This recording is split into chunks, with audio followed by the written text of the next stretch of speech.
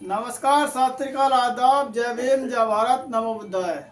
साथियों, द बहुजन विचार 94 में आपका स्वागत है। हम आज चर्चा करेंगे वैदिक युग का घालमेल। ये हमने पुस्तकें मंगा ली हैं। अगर किसी के पास टाइम नहीं है पढ़ने का तो हमारी वीडियो के माध्यम से जरूर देखें। बहुत बढ़िया इसमें इतिहास बताया है बहुजन समाज के प्रति। इसको आप जरूर देखें। आशा करेंगे ये वीडियो आपको बढ़िया लगेगी और वीडियो को लाइक करके चैनल सब्सक्राइब करते रहना। इसके लेखक हैं श्री राजीव पटेल।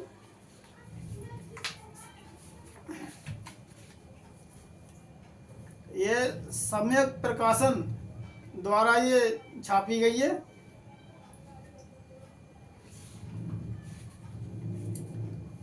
शुरुआत करते हैं इसकी। घालमेल नंबर 1 से। ज़्यादा हम इधर उधर की बातें इसमें नहीं करेंगे। भारतीय इतिहास का प्रकार, इन सभी के बीच में घालमेल। तो घालमेल 3 नंबरों पे है। मान्यतावादी इतिहास, शैक्षणिक इतिहास और उल्लेखन का इतिहास। इसमें मान्यतावादी इतिहास कहता है कि भारत में मनुष्य की संस्कृति लाख वर्ष से भी काफ़ी पूर्व से स्थापित है, जबकि शैक्षणिक इतिहास कहता है कि मनुष्य भारत में संस्कृति मात्र 10,000 वर्ष के अंदर की है। क्योंकि ये वैज्ञानिक स्रोत कहते हैं के हिसाब से 10,000 वर्ष से पहले है, और जो हमारे मान्यतावादी हैं वो तो करोड़ों वर्ष से पहले इसका इतिहास बताते हैं। इस तरह से ये लेखक ने बताया और ये बिल्कुल सत्य है। शैक्षणिक इतिहास कहता है कि भारत में वैदिक संस्कृति का उद्भव आज से 3500 वर्ष पूर्व में होते हुए ये आज तक सतत और निरंतर समाज में विराजित चली आ रही है। जबकि उल्लेखन का इतिहास कहता है कि भारत में वैदिक संस्कृति का कोई भी नगर, गांव, मकान वैदिक अनुयायी का शासक या उसका किला, उसका राजदोष, मुद्रा, सील, अभिलेख, मृदभांड, लिपि, विदेशी यात्री का यात्रा वृतांत जैसी बातों का मिलना अभी तक सिद्ध नहीं हुआ है। तो जैसा कि साथियों, इसका मतलब है कि अगर लाखों करोड़ों साल पहले भारत में मनुष्य संस्कृति का इतिहास था तो इनके कोई प्रमाण क्यों नहीं मिले हैं, ये इसका उत्तर है। जबकि प्रमाण इसके मिले नहीं है। भाई सिंधु सभ्यता खुदी और ये गुफाएं वगैरह खुदी हैं, उसमें पुराना कोई इतना पुराना नहीं मिला जो कि हमारे मान्यतावादी लोग कहते हैं। उल्लंघन का इतिहास कहता है कि भारत में बौद्ध संस्कृति के असंख्य साक्ष्य उल्लंघन द्वारा जमीन के नीचे से मिलते हैं, जबकि मान्यतावादी ब्राह्मणी वैदिक संस्कृति का इतिहास अभी तक जमीन के ऊपर से मिलने का ही है। साथ ही ये तो हम देख ही रहे हैं कि जो मान्यतावादी हैं उनके केवल जो काल्पनिक, उन्होंने जो राइटर हैं कथा कहानियाँ, उनमें हजारों करोड़ों साल पहले की जो बता दी हैं, उनका आज तक कहीं भी खुदाई में कोई ज़मीन में नहीं साबुत मिला है। हाँ, साबुत वो बेशक अलग है कि बौद्ध का साबुत, अशोक सम्राट के स्तंभ, इन वगैरह राजा महाराजाओं के मिले हैं, इनका नहीं मिला है। जो कि कहते हैं हमारे करोड़ों साल पहले हमारे वेद आए, पुराण आए, इनका कोई अभी साबुत नहीं मिला है।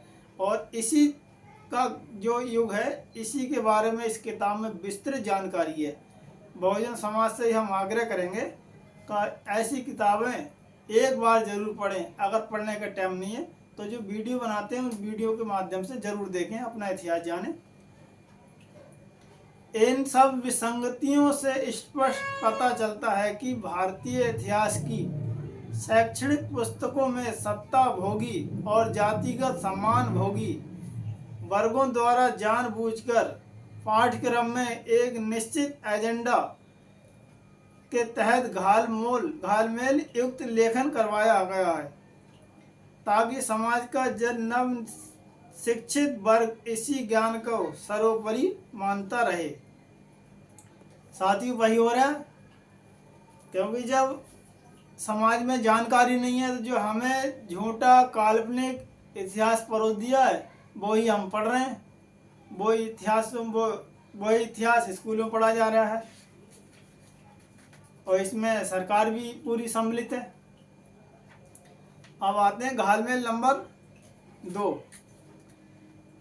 सम्यक वेद कला काल की भाषा पाली के वेदना से है। मतलब जो वेद की भाषा है, सम्यक काल में की भाषा पाली में वेदना शब्द से निकला हुआ है। जिस वेदना का शाब्दिक अर्थ पाली में अनुभूति होता था और वेद का अर्थ अनुभव होता है, लेकिन धूर्तों द्वारा उत्पादित संस्कृत भाषा में वेद का शाब्दिक अर्थ शून्य होते हुए एक कहानी युक्त पुस्तक का नाम सिर्फ वेद होकर रह गया। साथियों, इसमें तो बहुत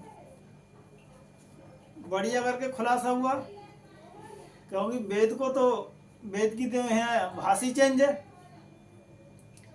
पाली भाषा जो बौद्ध के ज़माने में बोली जाती थी, उस समय वेद का अर्थ था वेदना, और आज के ज़माने में तो वेद को ये लोग पाखंडियों ने क्या बना दिया। चलते हैं घालमेल नंबर 3। जिस प्रकार से जीव जंतु पेड़ पौधे के जीवन प्रमाण हेतु 4 प्राकृतिक महाभूति मिट्टी, पानी, हवा, ऊष्मा की आवश्यकता होती है, उसी प्रकार से ब्राह्मणी वैदिक संस्कृति के जीवन प्रमाण हेतु भी 4 वैदिक महाभूति हैं।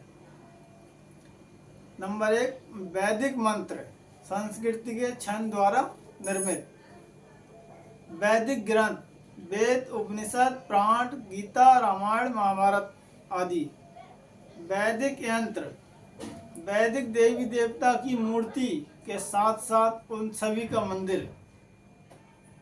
वैदिक तंत्र वैदिक कर्मकांड के सेव युक्त जीवन के संसार का प्रचलन का प्रमाण की आवश्यकता होती है।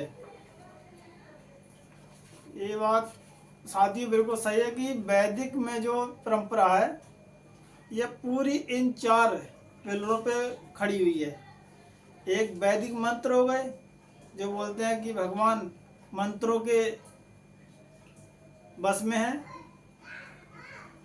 वैदिक ग्रंथ जिनको बोलते हैं ये हजारों साल समुद्र से या ऊपर से आकाश से आए थे, इनका जबकि कोई प्रमाण नहीं मिला है। वैदिक यंत्र वैदिक देवी देवता की मूर्ति। और साथियों, मूर्ति की जब चर्चा आई तो मूर्ति इसको महज 300 साल अभी नहीं हुए हैं। इससे पहले भारत में किसी भी देवी देवता की मूर्ति कहीं मिली नहीं है। बौद्ध की मूर्ति को छोड़ के किसी भी देवी देवता की मूर्ति नहीं थी, क्योंकि सबसे पहले मूर्ति देवी देवता की जो बनाई है राजा रवि वर्मा ने बनाई थी। शायद ये मुझे डेट अभी एग्जैक्ट याद नहीं है।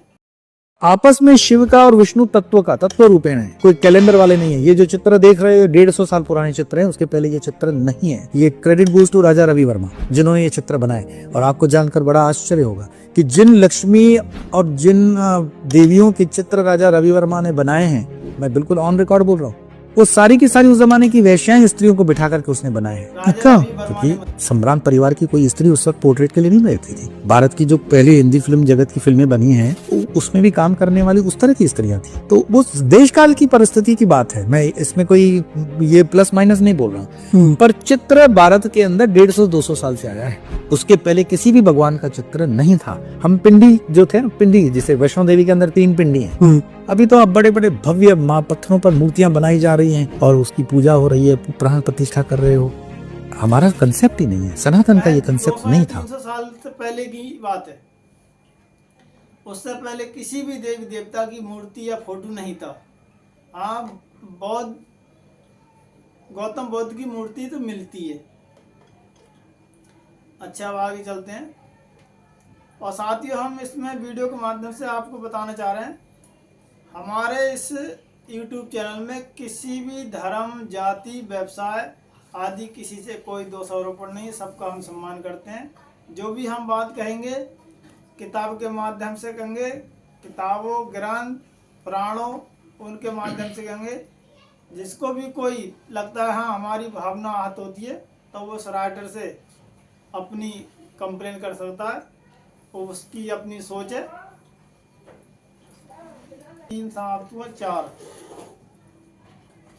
घालमेल नंबर 4। वैदिक लेखक कहते हैं, लिखते हैं कि मौर्य काल के समय चाणक्य था। अरे बाप रे, ये तो बहुत बड़ा खुलासा है इसमें। और एक बात मैं बताना चाहूँगा साथियों, मुझे भी इस किताब के बारे में जानकारी हुई थी। The science of journey channel है, उस चैनल को सभी बहुजन समाज के व्यक्ति को देखना चाहिए। बहुत बढ़िया और इतिहास बताते हैं, बहुत जानकारी, बढ़िया आदमी है और बहुत बढ़िया सटीक जानकारी देते हैं वो। उनकी मैं एक बार वीडियो देख रहा था, तब उन्होंने ये चीज़ की गई कि आप ये वैदिक युग का घालमेल ऐसी पुस्तकें पढ़ो, आपके दिमाग की बत्ती जल जाएगी। बत्ती जलेगी। चाणक्य को तो हम बोलते हैं बहुत पुराने थे। अच्छा, मौर्य काल के समय चाणक्य था, जिसने कौटिल्य का अर्थशास्त्र लिखा था।